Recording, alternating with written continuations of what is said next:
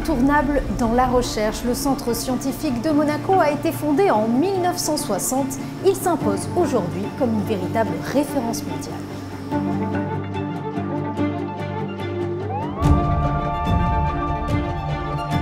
Le Centre scientifique de Monaco, reconnu pour son expertise multidisciplinaire, œuvre depuis des décennies afin de répondre aux grands défis environnementaux et de la santé publique. Ses missions s'étendent bien au-delà des frontières monégasques. Porté par la vision environnementale du prince Albert II, le CSM continue de repousser les limites de la recherche, plaçant la science monégasque au service de la santé et de la planète. Le centre scientifique, à l'heure actuelle, regroupe 9 équipes de recherche différentes. Ces 9 équipes se répartissent en 3 grands départements, que sont le département historique, qui est le département de biologie marine, avec des compétences particulières dans la biologie des coraux, le département de biologie polaire, qui étudie le comportement de certaines espèces polaires, en particulier les manchots soumis à la raréfaction de la banquise polaire, et le département de biologie médicale, qui lui aussi a 3 équipes de recherche. Alors, ces recherches, elles ont 2 lignes de force. La première, c'est que toutes ont une forte préoccupation environnementale.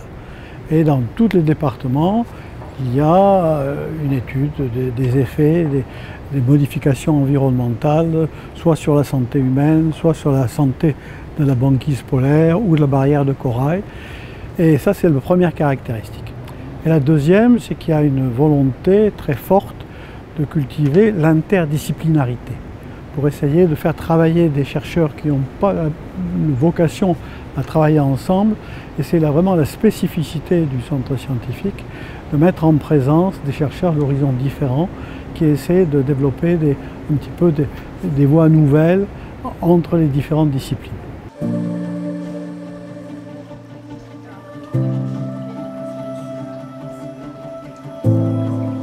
La biologie marine reste l'un des piliers du CSM, avec des chercheurs centrés sur la préservation des écosystèmes marins.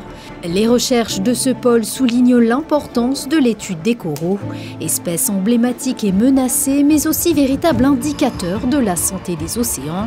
Ces travaux, qui combinent analyse sur le terrain et recherche en laboratoire, visent à élaborer des stratégies concrètes pour protéger la biodiversité marine dans un contexte de changement climatique. On a 2 axes principaux d'études. On a un axe qui s'intéresse plus à la calcification, donc comment les coraux vont déposer leur squelette calcaire et comment cette déposition va dépendre des facteurs de l'environnement et notamment des stress, comme les stress de température ou l'acidification des océans. Et ensuite, il y a un autre pôle qui est plus au niveau de la symbiose, c'est-à-dire la relation qu'a le corail avec ses algues symbiotiques ou avec les bactéries qui composent son microbiome. Et ensuite, il y a un petit pôle d'économie environnementale qui, lui aussi, va essayer d'évaluer pour les humains les conséquences du changement climatique sur les récifs coralliens. Il y a notamment le Conservatoire du corail qui est dirigé par Didier Zoccola ici au CSM, et qui va essayer de collecter des coraux et de les préserver dans un environnement, dans des aquariums qui sont un peu disséminés dans le monde entier. Au niveau de la recherche, on fait d'autres recherches, par exemple comment on peut apporter des compléments alimentaires, on va dire, aux coraux, comme des vitamines ou des antioxydants, pour les rendre plus résistants au changement climatique, et pour essayer en fait de faire de la conservation déjà des coraux et puis éventuellement de la restauration.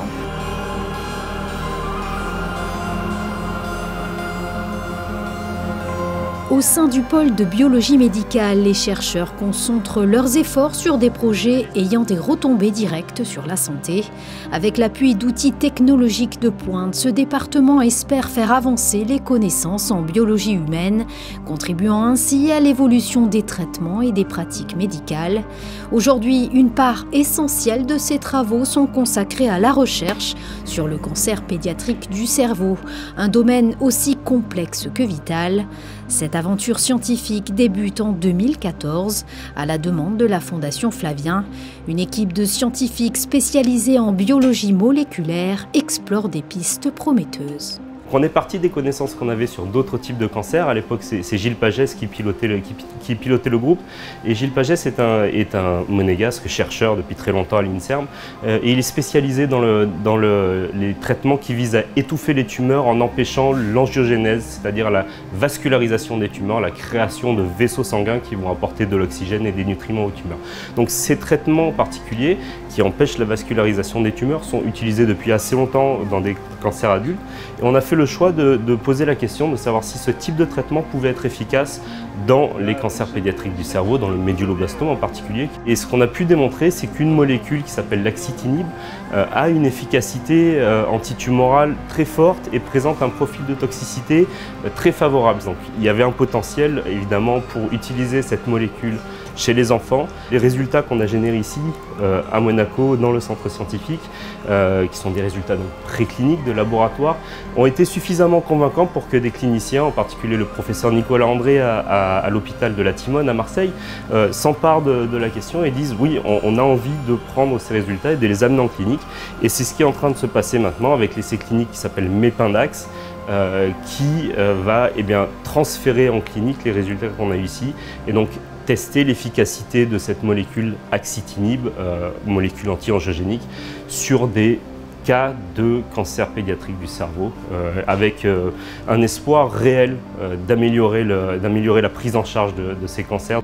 Le centre scientifique avance également dans la lutte contre la myopathie en étroite collaboration avec l'association monégasque contre les myopathies. Ensemble, ils travaillent sur des thérapies innovantes pour freiner cette maladie neuromusculaire rare et invalidante.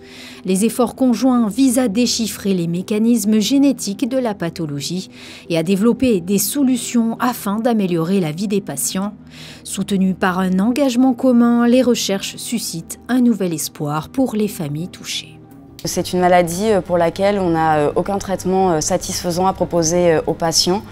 La seule chose qu'on peut leur proposer, en fait, c'est une prise en charge multidisciplinaire qui est extrêmement lourde, mais qui a toutefois permis de légèrement ralentir l'évolution de la maladie.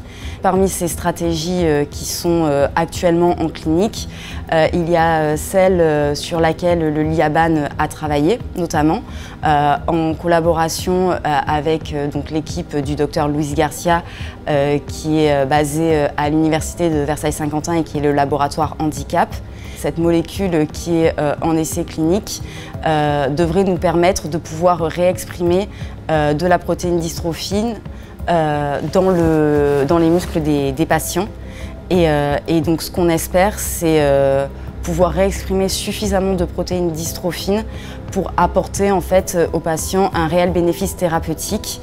Et donc à terme, ce qu'on espère vraiment, c'est être en mesure de ralentir l'évolution de la maladie, soit de suffisamment la stabiliser, notamment pour des patients qui seraient nouvellement diagnostiqués, leur éviter en fait de réellement rentrer dans la maladie. Biologie polaire, marine ou médicale, le rapprochement des différentes équipes au sein même d'un établissement rend donc possible la création de programmes interfaces prometteurs.